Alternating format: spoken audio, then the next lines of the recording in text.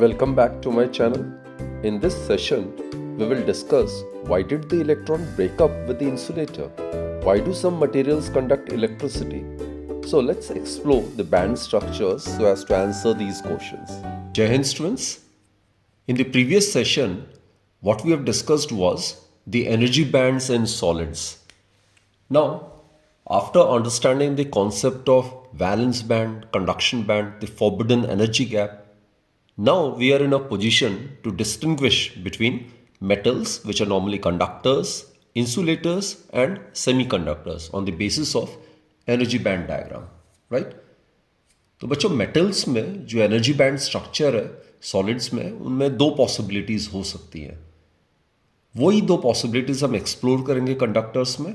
तो students first possibilities ये है कि वैलेंस और कंडक्शन बैंड जो है दोनों आपस में ओवरलैप कर रहा है, यानी कि forbidden energy gap is zero. There is no forbidden energy gap at all. तो डायग्रामेटिकली हम इसको इस तरीके से रिप्रेजेंट कर सकते हैं. Suppose this is the valence band which is completely filled. It is obviously valence band जो है वो सीरीज ऑफ एनर्जी लेवल से बनता है which contains valence electrons, right? And normally it is generally completely filled. And this is the conduction band and the two overlap each other. So there is no forbidden energy gap. इसमें कोई forbidden energy gap होता ही नहीं है. तो basically बच्चों it can be shaded like this, right? So these are the two energy bands which I have drawn, valence band and conduction band. The valence band is filled while the conduction band is empty and the two overlap each other.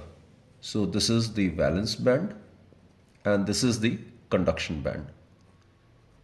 तो बच्चे इसमें ये जो valence band में energy levels है ये पूरी तरीके से वैलेंस इलेक्ट्रॉन से फिल है और ये कंडक्शन बैंड एम्प्टी है, लेकिन उन दोनों के बीच में कोई एनर्जी गैप ना होने का मतलब ये है कि इलेक्ट्रॉन्स को अगर थोड़ी भी अगर एनर्जी मिलती है, जो कि उसको थर्मल एजिटेशन के वक्त भी इतनी एनर्जी हासिल हो जाती है कि आराम से जो ऊपर अनऑक्यूपाइड जो एनर्जी लेवल्स है उसमें इलेक्ट्रॉन आराम से जंप कर सकता है. तो वैलेंस बैंड में जो इलेक्ट्रॉन्स है they are not free to move because valence band में जो एनर्जी लेवल्स है they are fully occupied with electrons, fully filled. So it is only when the electrons are able to acquire energy due to thermal agitation and are able to excite to the higher energy level in the conduction band that they are able to freely move about here and there, right? और जितने valence band के electrons conduction band में मौजूद होंगे तो उतने ही वो freely move कर पाएंगे and then they will act as the carriers of current, right? So this is the first scenario where the valence band and conduction band overlap each other. Now second case में भी बच्चों हो सकता है कि conduction band partially filled हो without overlapping of bands, right? तो वो केस भी possible है, लेकिन उसमें भी extremely small energy gap होता है. तो I'll show it with the help of a diagram. तो बच्चों ये relevant diagram है. इस केस में conduction band जो है वो partially filled है. I'll show it with the help of this particular diagram, right?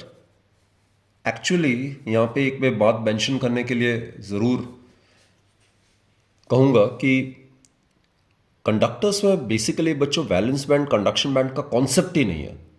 आप ऐसे मान सकते हो कि एक बहुत ही ह्यूज सा एनर्जी बैंड है जो कि पार्शली फिल्ड है, राइट? और पार्शली फिल्ड होने का मतलब उसमें जो इलेक्ट्रॉन्स हैं they can easily raise themselves, they can easily jump from the low energy state to higher energy state in the same energy band. तो basically दोनों situations में it can be assumed as if there is a single large energy band which is partially filled. तो 0 kelvin में तो सारे के सारे valence band के जितने एनर्जी लेवल्स होते हैं वो फुल्ली ऑक्यूपाइड होते हैं इलेक्ट्रॉन्स के द्वारा, तो वो इलेक्ट्रॉन्स फ्री नहीं होता है. लेकिन जैसे जैसे टेम्परेचर बढ़ता है and eight room temperature at about 300 kelvin तो इलेक्ट्रॉन्स को इतनी एनर्जी मिल जाती है कि वो अपने आप को नेक्स्ट हायर एनर्जी लेवल जो कि कंडक्शन बैंड में है वहाँ पे जंप कर सकता है. अब यहाँ पे या तो ओवरलैप हो रहे हैं या गैप इतना कम है कि दोनों सिचुएशन में हम मान सकते हैं कि एक सिंगल एनर्जी बैंड है, एक सिंगल बड़ा सा एनर्जी बैंड है जिसमें काफ़ी सारे एनर्जी लेवल्स हैं जो कि कुछ भरा हुआ है और कुछ ऊपर अनफिल्ड एनर्जी लेवल्स हैं. तो इलेक्ट्रॉन्स को फील्ड से अनफिल्ड एनर्जी लेवल तक ट्रांजिशन करने में कोई प्रॉब्लम नहीं होती है, वो आराम से एनर्जी अवेल कर लेती है इवन एट रूम टेम्परेचर. तो बेसिकली बच्चों there are large number of conduction electrons. So that is the reason why conductors or basically metals are very good conductors of electricity. Now coming to insulators, students. Insulators, as you are aware, these are those substances which do not conduct electricity. अब ये electricity को conduct इसलिए नहीं करता क्योंकि इसमें charge carriers ही नहीं होते हैं, फ्री इलेक्ट्रॉन्स ही नहीं होते हैं. अब उसको एनर्जी बैंड डायग्राम से हम समझने की कोशिश करते हैं. तो बच्चों इंसुलेटर्स में जो वैलेंस बैंड होता है वो कंप्लीटली फिल्ड होता है. आई मीन वैलेंस बैंड आपको जैसे मैं बार बार रिपीट कर रहा हूँ, वैलेंस बैंड एक एनर्जी बैंड है जिसमें कि सीरीज ऑफ एनर्जी लेवल्स होता है, क्लोजली स्पेस्ड, जो कि फुल्ली ऑक्यूपाइड है वैलेंस इलेक्ट्रॉन्स के साथ. तो वहाँ पे जो इलेक्ट्रॉन्स है वैलेंस बैंड के, वो कंडक्टिविटी को कभी भी कंट्रीब्यूट नहीं करेगा क्योंकि वो पूरी तरीके से ऑक्यूपाइड है. हर एक एनर्जी लेवल में इलेक्ट्रॉन्स फुल्ली ऑक्यूपाइड है, तो they won't be able to move inside freely, right. तो उनको अगर फ्री होना है तो उनको बच्चों जंप करना पड़ेगा हायर एनर्जी लेवल में, अनफिल्ड एनर्जी लेवल में. तो वैलेंस बैंड में तो सारे के सारे एनर्जी लेवल फिल्ड है. तो उस केस में इलेक्ट्रॉन्स जो वैलेंस बैंड में होता है वो कंडक्शन को कंट्रीब्यूट नहीं करता है. Electrons need to be able to jump from valence band to the next higher unfilled energy band which is the conduction band. तो इंसुलेटर्स में होता ही है कि वैलेंस बैंड तो कंप्लीटली फिल्ड है इलेक्ट्रॉन से, लेकिन जो कंडक्शन बैंड है वो एम्प्टी है और जो एनर्जी गैप है वैलेंस बैंड और कंडक्शन बैंड के बीच में वो काफ़ी ज़्यादा है. तो जब तक वो जो फॉरबिडन एनर्जी गैप के इक्विवेलेंट एनर्जी वैलेंस बैंड में जो इलेक्ट्रॉन्स है उनको नहीं मिलता है, तब तक वे वैलेंस बैंड से कंडक्शन बैंड तक नहीं जा पाएगा. So the conduction band continues to remain empty and that is the reason why such substances are known as insulators. They are unable to conduct electricity. अब मैं इसका आपको डायग्राम से आपको समझाता हूँ. तो students, this is the relevant diagram, right. The valence band it's completely filled with electrons, right. पूरी तरीके से ऑक्यूपाइड है ये यहाँ पे जो इलेक्ट्रॉन्स है ये फ्रीली मूव कर ही नहीं सकता. ये अनफिल्ड एनर्जी लेवल से ये कंडक्शन बैंड बना हुआ है. तो इलेक्ट्रॉन को फ्रीली मूव करने के लिए electron needs to jump from valence band to conduction band. उसके लिए उसको energy equivalent to forbidden energy gap मिलना ज़रूरी है. और बच्चों ये वैल्यू बहुत ज़्यादा होता है. एक्चुअली इंसुलेटर्स में the forbidden energy gap is greater than 4 electron volt. For example, I mean for diamond it is about 6 electron volt which is quite high energy. Actually जो इलेक्ट्रॉन्स होते हैं ना वैलेंस बैंड में, उनमें energy होती है लगभग 0.025 इलेक्ट्रॉन वोल्ट का रूम टेम्परेचर में, सिर्फ 0.025 electron volt at room temperature. अब ये एनर्जी बहुत कम है as compared to the energy of the forbidden gap, जो कि मैंने बताया लगभग ग्रेटर देन 3-4 इलेक्ट्रॉन वोल्ट्स होना चाहिए, राइट. तभी वो जंप कर पाएगा. तो उतनी एनर्जी जो है वो electrons in the valence band को मिलती ही नहीं है. So as a result the electrons in the valence band can not go to the conduction band and hence insulator cannot conduct electric current.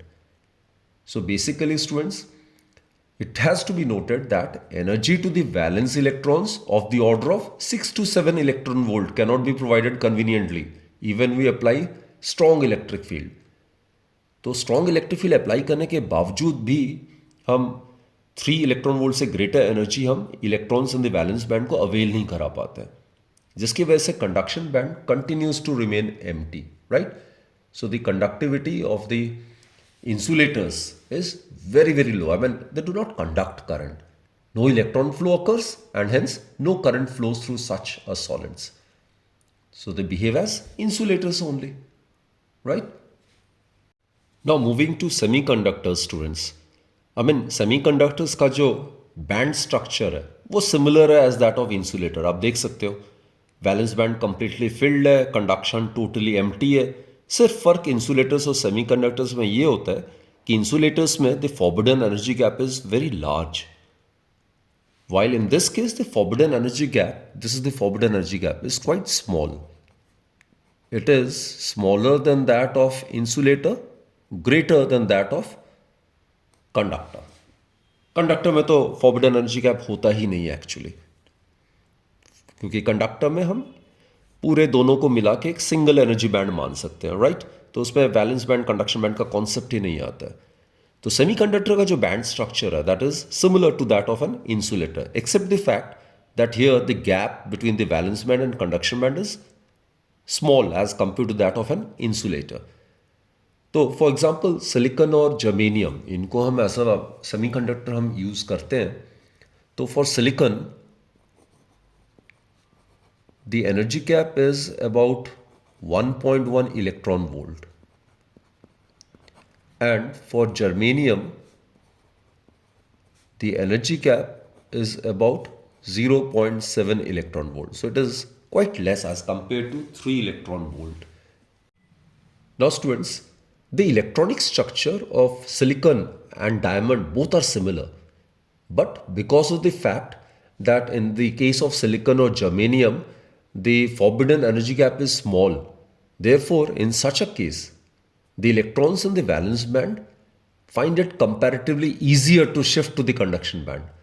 So basically the conductivity of silicon is in between that of conductors and insulators, and that is the reason why it is termed as semiconductor. Semi means neither extreme, neither acting like a conductor nor like an insulator. So its conductivity lies in between that of conductors and insulators, right? And students, इसमें एक और चीज़ आपको बतानी है. Zero kelvin जो कि absolute zero होता है, जो कि मिनिमम पॉसिबल टेम्परेचर है जो कि हम इमेजिन कर सकते हैं, राइट? तो ज़ीरो केल्विन में जो इलेक्ट्रॉन्स होते हैं वैलेंस बैंड के, उनके पास एनर्जी ही नहीं होती है ताकि वो जंप कर सके वैलेंस बैंड से लेकर कंडक्शन बैंड तक. तो सेमीकंडक्टर ज़ीरो केल्विन में, यानी कि बहुत ही कम टेम्परेचर में पूरी तरीके से इंसुलेटर की तरह बिहेव करेगा, क्योंकि कंडक्शन बैंड उसमें भी एम्प्टी रहेगा. At low temperature, the electrons of the valence band will not be able to jump from valence band to the conduction band. So, a semiconductor behaves as an insulator at low temperature. Clear? At 0 Kelvin, semiconductor will behave as an insulator. लेकिन जैसे जैसे temperature बढ़ाते हैं हम, जैसे जैसे temperature बढ़ाते हैं तो थर्मल एजिटेशन होता है रूम टेम्परेचर में. तो कुछ ना कुछ वैलेंस इलेक्ट्रॉन्स जो वैलेंस बैंड से सफिशिएंट थर्मल एनर्जी गेन कर लेता है और वो जंप कर पाता है कंडक्शन बैंड में, क्योंकि ईजी का वैल्यू कम है, फॉरबिडन एनर्जी गैप कम है. तो इस वजह से सेमीकंडक्टर में conduct eight room temperature. Now students, regarding conductivity, just now we have discussed, the more the electrons of the valence band present in the conduction band, the greater will be the conductivity, right? And in the case of conductors, we can imagine like a huge energy band which is partially filled. So the electrons, even on gaining small energy due to thermal agitation at room temperature, they're able to raise themselves to the higher unfilled energy level, right? So there are a lot of free electrons. So these substances possess large conductivity. While in the case of insulators, the conduction band continues to remain empty. Even on applying strong electric field, energy of the order of greater than 3 electron volt won't be made available to the electrons of the valence band. So as a result, the conduction band continues to remain empty. So due to scarcity of free electrons in the conduction band, these substances have negligible or no conductivity at all. While on the other hand, in the case of semiconductor students, the conductivity lies in between that of conductors and insulators. So conductivity, if I represent it by sigma, so its conductivity would be greater than that of the insulators, while on the other hand, it will be less than that of the conductivity of a conductor, right? So in between, its conductivity will lie in between that of insulators and conductors. Clear? And we are aware, students, conductivity is reciprocal of resistivity, right? So in this case, conductors will have very low resistivity, insulators will have very large resistivity, while the resistivity of the semiconductor will lie between that of a conductor and insulator. So students, in case you want to know in detail about the valence band, conduction band, formation of energy bands, and the energy band diagram in solids, you can refer to my previous video, the link of which I will share it in the description, right?